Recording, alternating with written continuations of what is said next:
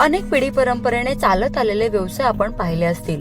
त्याचप्रमाणे पुण्यात राहणाऱ्या मंदा आजी यांच्या गेल्या 3 पिढ्या भेळीचा व्यवसाय करत आहे.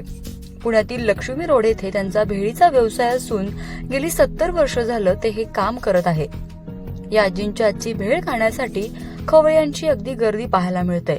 तर या विषयीची अधिक माहिती आपण या व्हिडिओच्या माध्यमातून जाणून घेऊया. फक्त भेळ मी आता 30 वर्ष झाले बनवते. याची मटकी चिवडा भेळ, ओली भेळ बायला बसून आता मी 30 वर्ष झाली बनवते. म्हणजे आमचे कासे असायचे, शेंगा भाजायचे, नंतर दाणे फुटाणे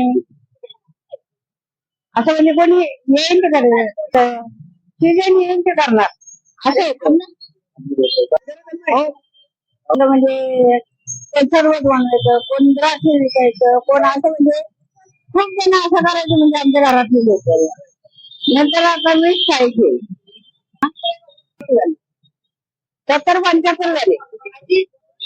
आवडतं लोकांना आवडतं खूप. मटकी चिवडा वेळ जास्त आवडतो.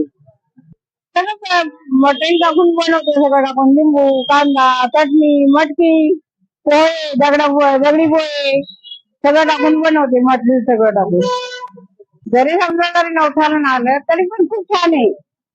जास्त माझं बघतो. आता आहे त्याची 50 रुपये, पहिले 8 रुपये, 6 रुपये.